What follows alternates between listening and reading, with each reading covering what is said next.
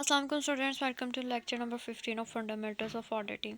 आज हम understanding the entity के सेकंड पॉइंट का फिफ्थ स्टेप पढ़ेंगे, जिसमें सबसे पहले हमारे पास डेफिनेशन ऑफ इंटरनल कंट्रोल।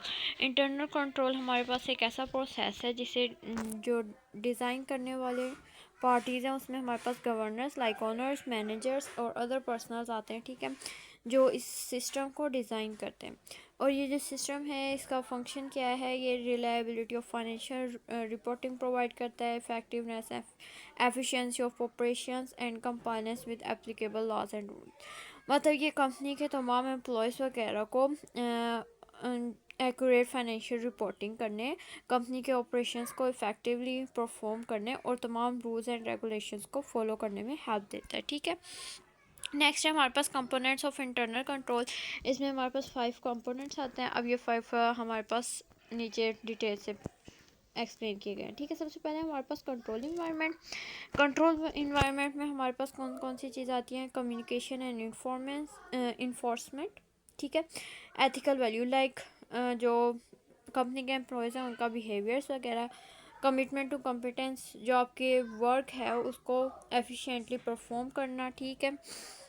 इसके अलावा पार्टिसिपेशन बाय दोस्त चार्ज विद गवर्नेंस लाइक इसमें ओनर्स आ जाते हैं हमारे पास, कंपनी के मैनेजर्स वगैरह, और फिर ऑपरेशन स्ट्रक्चर्स वगैरह, और एचआर डिपार्टमेंट आ जाता है हमारे पास, ठीक है। उसके बाद है हमारे पास एंटिटीज़। सेकंड पॉइंट है हमारे पास entity's risk assessment process.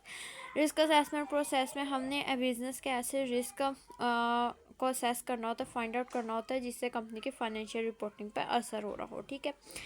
Like company की फाइनेंशियल स्टेटमेंट्स हमारे पास ट्रू और फेयर वैल्यू में आनी चाहिए, ठीक है। उसके एस्टिमेट्स जो हों वो अहमियत रखते हों, ठीक है। कोई एरर ना हो, एरर फ्री हो हमारे पास। Estimates likelihood of their occurrence and decide upon actions to manage them. उनका जो फाइनेंशियल स्टेटमेंट्स हैं वो ट्रू और फेयर वे में हो, वो सिग्निफिकेंट हो, उनकी अकरेंस राइट वे में हो, और मैनेज सही तरीके से किए गए हों, ठीक है। अब जो risk relevant to financial statement है, इसमें हमारे पास इंटरनल इवेंट्स भी आ जाते हैं, एक्सटर्नल इवेंट्स भी आ जाते हैं, ठीक है। रिस्क कोई भी हो सकता है, या वो कुदरती तौर पर कोई एक्सटर्नल या गवर्नमेंट की पॉलिसीज़ की वजह से या कंपनी के इंटरनल फंक्शंस की वजह से हो सकता है। दिस में occur and adversely effect and entities ability. इससे क्या होता है, कंपनी की जो इनिशिएट मतलब कंपनी का जो वर्क होता है उस पर असर होता है, उसके जो रिकॉर्ड्स होते हैं उस पर, उसका प्रोसेस एंड फाइनेंशियल इंफॉर्मेशन, इन सब पे असर पड़ता है अगर कंपनी को कोई भी रिस्क वगैरह फेस करना पड़े। अभी हमारे पास इंटरनल और एक्सटर्नल सर्कमस्टांसिस की कुछ एग्जांपल्स दी गई हैं कि ऑपरेटिंग एनवायरनमेंट में चेंज आ जाए, न्यू पर्सनल्स आ जाएं, या फिर कोई नया इंफॉर्मेशन सिस्टम आ जाए, कंपनी की ग्रोथ बहुत तेज़ी से होने लग जाए, नई टेक्नोलॉजी आ जाए, कोई नया बिजनेस मॉडल, प्रोडक्ट या एक्टिविटीज़ आ जाए, या कॉर्पोरेट रिस्ट्रक्चरिंग हो जाए, कंपनी पहले कोई कॉर्पोरेट वर्क ना करती हो वो कॉर्पोरेट की तरफ चली जाए, और फॉरेन ऑपरेशंस करने लग जाए, या कोई न्यू अकाउंटिंग प्रोनाउंसमेंट हो जाए, एडवांसमेंट वगैरह, ठीक है। उसके बाद थर्ड हमारे पास है इंफॉर्मेशन सिस्टम। इंफॉर्मेशन सिस्टम हमारे पास कंसिस्ट होता है इंफ्रास्ट्रक्चर, मतलब कि कंपनी के जो भी फिज़िकल या हार्डवेयर कंपोनेंट्स होंगे, कंपनी के सॉफ्टवेयर से हम इंफॉर्मेशन कलेक्ट कर सकते हैं, लाइक ऑडिटर्स इंफॉर्मेशन कलेक्ट कर सकते हैं कंपनी के सॉफ्टवेयर से, कंपनी के पीपल से, कंपनी का जो प्रोसीजर है, प्रोसेस है, और कंपनी का जो मैनुअल डाटा है उससे, ठीक है। उसके बाद है इंपॉर्टेंस ऑफ फाइनेंशियल सिस्टम की इंपॉर्टेंस क्या है, कि इससे हमें identify and record all valid transaction, हमें ट्रांजैक्शंस को आइडेंटिफाई करने में, उन्हें रिकॉर्ड करने में, और टाइमली बेसिस पर ट्रांजैक्शन को डिस्क्राइब करने में, ट्रांजैक्शंस की वैल्यू को मेजर करने में, उनका टाइम पीरियड लाइक किस डेट पे, किस मंथ में, किस ईयर में हैपन हुई हैं ये ट्रांजैक्शंस, और उन्हें प्रेजेंट करने के लिए प्रॉपर वे में ये सारा इंफॉर्मेशन सिस्टम हमें हेल्प करता है। अब कम्युनिकेशन क्या होती है, हमारे पास ये कम्युनिकेशन की डेफिनेशन है कि providing an understanding of individual roles and responsibilities pertaining to internal control. Basically communication क्या होती है कि अपनी बात किसी को समझा देना और किसी की बात समझ लेना, ठीक है। कम्युनिकेशन की फॉर्म्स हैं हमारे पास पॉलिसी मैनुअल्स और accounting and financial reporting. Communication हम थ्री वे में कर सकते हैं, वो इलेक्ट्रॉनिकली भी हो सकते हैं, ईमेल मैसेजिंग वगैरह के ज़रिए, औरली हो सकती है एक दूसरे के सामने बैठ के, या through the action of management, या हम किसी थर्ड पार्टी के ज़रिए भी कम्युनिकेशन कर सकते हैं, ठीक है। नेक्स्ट हमारे पास 4 point control activities. Control activities में हमारे पास आ जाते हैं performance reviews, information processing, physical control, aggregation of duties. अब देखते हैं सबसे पहले परफॉर्मेंस रिव्यू में क्या है।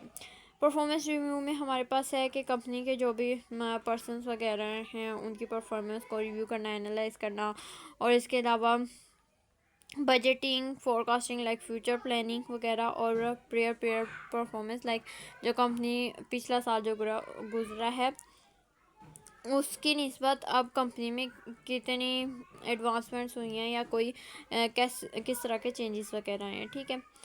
उसके बाद है हमारे पास relating different sets of data, comparing internal data, review functional and और एक्टिविटी परफॉर्मेंस। उसके बाद आता है हमारे पास इंफॉर्मेशन प्रोसेसिंग। इंफॉर्मेशन प्रोसेसिंग हमारे पास दो तरह से होती है, ठीक है। एक हमारे पास इसमें आ जाती है एप्लीकेशन कंट्रोल, और दूसरे आ जाती है हमारे पास general IT control. Application control में हमारे पास ये इसकी डेफिनेशन दी हुई है एप्लीकेशन कंट्रोल की यहाँ तक, और फिर उसके बाद जनरल कंट्रोल की। एप्लीकेशन कंट्रोल है हमारे पास apply to the processing of the individual application, these control have ensure that. इससे क्या होता है, हमारे पास जो ट्रांजैक्शंस अगर होती हैं लाइक हमें उनकी करेक्टनेस का पता चल जाता है, ठीक है, और उनकी ऑथराइजेशन का, और वो कम्प्लीटली और एक्यूरेटली रिकॉर्ड हो जाती हैं एप्लीकेशन कंट्रोल को इम्प्लीमेंट करने से। उसके बाद हमारे पास general IT control. General IT control में हमारे पास इंक्लूड होता है control over data centres and network operations like हमारा कंपनी जो सॉफ्टवेयर्स वगैरह अकाउंटिंग सॉफ्टवेयर यूज़ कर रही है, ठीक है, ट्रांजैक्शंस को मेंटेन करने के लिए, एक्वायर करने के लिए, या डेवलप वगैरह करने के लिए। और ये जो कंट्रोल्स होते हैं ये हमारे पास मेन फ्रेम, मिनी फ्रेम और एंड यूज़र इन्वायरमेंट पे भी अप्लाई हो सकते हैं। हर कंपनी का अपना सॉफ्टवेयर होता है, कुछ कंपनीज अपने फंक्शंस के मुताबिक नया सॉफ्टवेयर जनरेट करवाती हैं, कुछ जो पहले से बने हुए सॉफ्टवेयर होते हैं उनको परचेज़ कर लेती हैं। ये कंपनी पर डिपेंड करता है, ठीक है, उसके फंक्शंस पे। उसके बाद आ जाता है फिजिकल कंट्रोल। फिजिकल कंट्रोल में हमारे पास physical security officers like company के जो एसेट्स वगैरह हैं उसके हमारे पास फिजिकल सिक्योरिटी होनी चाहिए, और उनकी हमारे पास एसेस होनी चाहिए, और हमारे पास कंपनी की जो प्रॉपर्टी है उसका पीरियोडिकली हमारे पास उसका अकाउंटिंग होनी चाहिए, मतलब हमारे इनमें होना चाहिए उस प्रॉपर्टी के रिलेटेड, ठीक है, कि कंपनी उससे कोई प्रॉफिट जनरेट कर रही है कि नहीं जनरेट कर रही है, या वो कंपनी पे के ऊपर उसका कोई एक्सपेंस वगैरह तो नहीं पड़ रहा, ठीक है।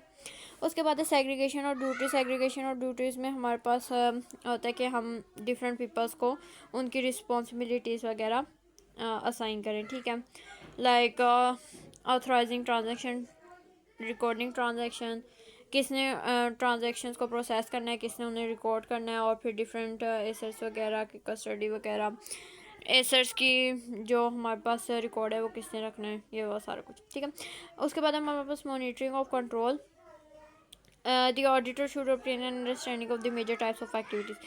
ऑडिटर को कंपनी की जो major type of activity like the entities uses to monitor internal control और financial reporting and how the entity initiates corrective actions to its control. Like company की फाइनेंशियल रिपोर्टिंग इंटरनल कंट्रोल्स के मुताबिक कैसे हो रही है, और उसके कंपनी के जो एक्टिविटीज़ हैं आया करेक्टिव वे में परफॉर्म हो रही है कि नहीं, ठीक है। उसके बाद ensuring that internal controls are operating and intended. If monitoring is not done, people may stop performing the function they are required to perform. Like for example, अगर कोई आपके ऊपर कोई पर्सन ही नहीं है नज़र रखने वाला, ठीक है, तो फिर जाहिर सी बात है यही होगा कि जो एम्प्लॉयज़ वगैरह होंगे वो काम करना छोड़ देंगे, वो आहिस्ता आहिस्ता सुस्त होने लग जाएंगे, क्योंकि उनके ऊपर कोई नज़र रखने वाला है ही नहीं। It also involves the assessing the quality of internal control performance over times. Like इसे कंपनी की परफॉर्मेंस का पता चल जाता है, और जो एम्प्लॉयज़ हैं उनके ऊपर नज़र रखी जा सकती है। मॉनिटरिंग में भी on going activities, separate evaluation और combination of to.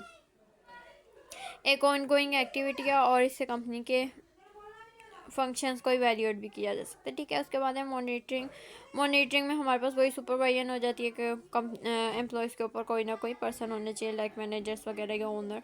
Internal controls कम होने चाहिए और communication from external parties indicating area require. उसके बाद है assessing the risk of material statement. अभी हमारे पास है अंडरस्टैंडिंग द एंटिटी का थर्ड पॉइंट है, ठीक है।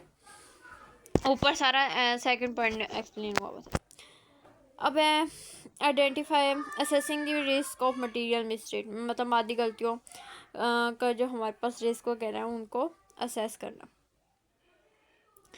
इसमें आ जाता है हमारे पास identify risk throughout the process of obtaining and understanding of the entity. Company को जानना, उसके एनवायरनमेंट को जानना, ठीक है, उसके इंटरनल कंट्रोल्स वगैरह को जानना, कंपनी की ट्रांजैक्शंस, उसके अकाउंट बैलेंसेस और फाइनेंशियल स्टेटमेंट्स, इन सब का नॉलेज होगा तो इजीली आपको कंपनी के बारे में पता चल जाएगा। और फिर उसके फंक्शंस के बारे में आपको अच्छी तरह इन होगा तो एक ऑडिटर उसकी जो मटेरियल स्टेटमेंट्स हैं, जो उसके फाइनेंशियल स्टेटमेंट्स वगैरह में गलतियाँ की गई हैं उनको असेस करने में उससे बहुत आसानी हो जाएगी, ठीक है। उसके बाद है significant risk that require special audit consideration. Like ऐसी कौन सी चीज़ें हैं जिनमें गलती होने का बहुत ज़्यादा इम्कान होता है। लाइक अगर कोई ऐसी ट्रांजैक्शन पे आ जाए या कोई ऐसी सिचुएशन आ जाए, कोई कंपनी ने पहले फेस ही ना की हो, ठीक है, तो उसकी जो रिकॉर्डिंग होगी या ट्रांजैक्शन पास करनी वगैरह होंगे तो उसमें कंपनी को एक बार सोचना पड़ेगा कि आया कि ये हम फाइनेंशियल स्टेटमेंट्स में कैसे रिकॉर्ड करें, ठीक है। इसके अलावा जो अकाउंटिंग एस्टिमेट्स होते हैं, ठीक है, इन्हें फाइंड आउट करने में ये कॉम्प्लिकेटेड प्रोसेस होता है तो इसे फाइंड आउट करने में भी मुश्किल पेश आती है, ठीक है। उसके बाद है non routine transaction arising from matter such as greater management intervention. Like management का बहुत ज़्यादा मदाखलत करना और फिर कंपनी का मैनुअल वर्क होना, लाइक वो को सॉफ्टवेयर वगैरह नहीं यूज़ करी, ठीक है, और जो कंपनी के अकाउंटिंग के प्रिंसिपल्स या कैलकुलेशंस हैं उनका कॉम्प्लेक्स होना। उसके बाद हमें यहाँ नीचे कुछ सिचुएशंस दी गई हैं कि लाइक कौन सी ऐसी सिचुएशंस हैं जो पेश आ सकती हैं।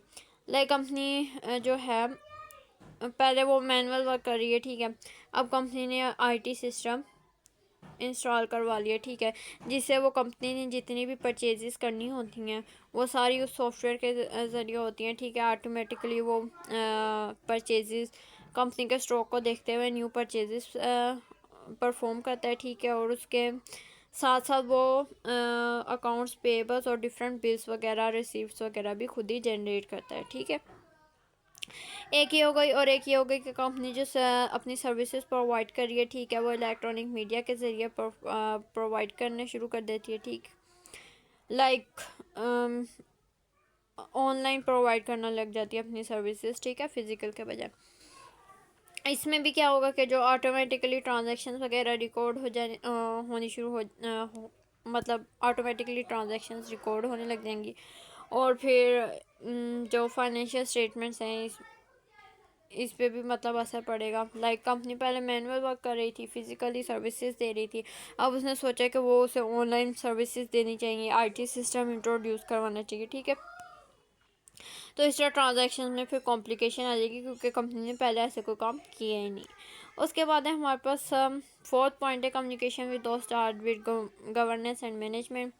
ऑडिटर अगर जो ओनर पर्सनस हैं या मैनेजर्स वगैरह हैं, ठीक है, उनसे कम्युनिकेशन करे और उन्हें जान जाए तो उसे कंपनी के फाइनेंशियल स्टेटमेंट्स को अंडरस्टैंड करने में भी बहुत मदद मिलती है। उसके बाद है डॉक्यूमेंटेशन में हमारे पास कंपनी के जो डॉक्यूमेंट्स वगैरह होते हैं अगर उन्हें अच्छी तरह से असेस कर लिया जाए, रीड कर लिया जाए, ठीक है, तो कंपनी के जो फ्रॉड्स वगैरह एरर्स वगैरह हैं उन्हें असेस करने में बहुत ज़्यादा आसानी हो जाती है। की element of understanding obtain regarding, ये वही एक बात लिखी हुई है कि इस तरह कंपनी के जो डिफरेंट एस्पेक्ट्स हैं उसके वर्किंग्स वगैरह, रूल्स एंड रेगुलेशन, उसके इन्वायरमेंट वगैरह के बारे में, इंटरनल कंट्रोल के बारे में आपको नॉलेज हो जाता है और आपको कंपनी की जो एरर्स हैं फाइनेंशियल स्टेटमेंट्स में उन्हें असेस करने में आसानी हो जाती है, ठीक है।